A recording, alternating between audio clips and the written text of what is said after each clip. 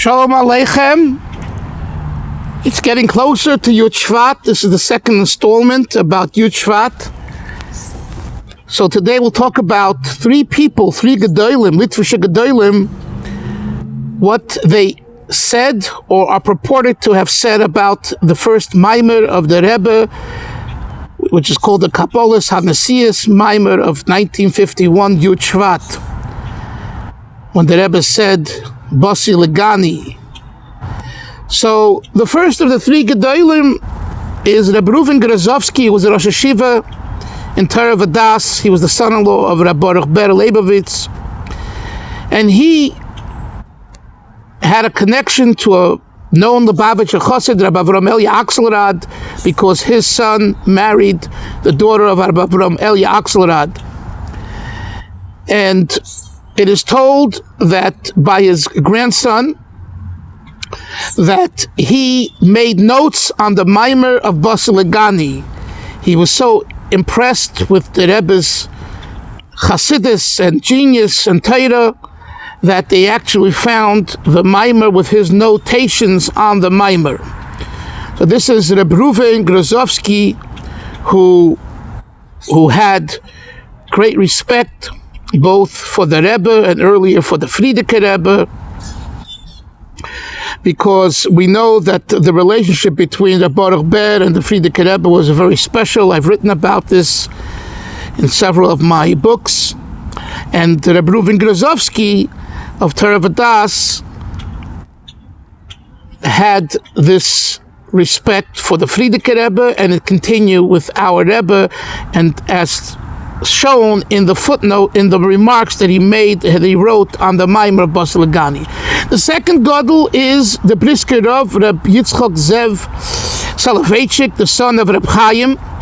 It's purported, the word on the street by some is that when he heard about the first Maamar, or he saw it, he said, he wants to convince himself he's a Mashiach. My friends, this is rhetoric, nonsense. It is not true. The close and tight relationship, as I'm writing about now for my next book, Chabad and the Gedolim, it will prove and show, particularly Rebbe Yitzchak Zev and his father Rebbe Chaim had such a wonderful, good relationship with the Frierdiker Rebbe and our Rebbe, that to say that he made such a derogatory, negative comment is absurd. There's no substantiated evidence, and I think for the record, we need to remove it from our jargon, we need to remove it from our dictionary, we need to remove it from our mindset, and just mentioning it is ridiculous, but because we live in a ridiculous world at times, therefore I felt it's important to mention that it's ridiculous. On the contrary, if he saw the Maamar, and I'm sure he did, he was blown away with such a special Maamar. The Rebbe speaks about the mission of our generation to bring Mashiach, not that he's the Mashiach. And finally, the third Gadol is Rebbe Yitzchak Hutner, the Rosh Hashiva of Chaim Berlin, and he commented after having a chavrusa, a learning session with the Rebbe for several years, and he stopped learning after the first Maamar that the Rebbe said, or in that period, the chavrusa stopped, and he said because what a tzaddik is, he knows. What a Rebbe is, he knows. But what a nasi is, he doesn't know. Well, first of all, and that's the reason why he stopped learning. This too is not substantiated and true. He did stop learning. That is true. But two basic reasons why. One is the Rebbe became very busy.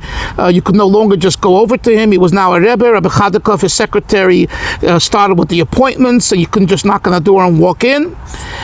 And also, the Rebbe wasn't the one who was Machadish, who came up with the novelty of a Rebbe being a Nasi. The previous Rebbe already calls his father, the Rebbe Rashab, a Nasi, and the Rabbeim Nesiim. To understand more about what a Nasi, I point to the Rebbe's letter of Gimel Tammuz 1950, which is a must learn, where the Rebbe says that people have been asking, and I've been kind of looking and searching, what is a Rebbe? It's a good question. And some say he's a tzaddik, and some say he's a Rebbe, and some say he's a goyin. And the Rebbe says all that's true, and he gives us halachic sources in Talmud and halacha and in Kabbalah to support all that. But he says that's not the essence of what a Rebbe is. The essence of what a Rebbe is that he's a nasi.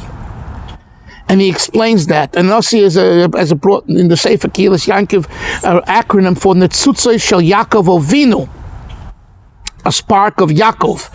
And that makes this individual the Nasi of the generation. So for more details, you need to learn that letter again. It's printed in Yigas Kodesh and elsewhere. Gimel Tammuz Tavshin Yud. May Hashem help that all of us brings us to the inspiration to learn the Maamar Basi Legani Tavshin Yud Aleph, the mission statement Maamar for our generation to bring Mashiach, and through this we'll be Zoicha and prepare ourselves with Kol Hashvi and Chavivim. Especially this year, it's 70 years since the Rebbe's Nisias, and 70 years of the yahrzeit of the Frierdiker Rebbe, and 770 and 770, 770 are good numbers to do something, as I said in my last presentation, associated with the number 7. Shalom.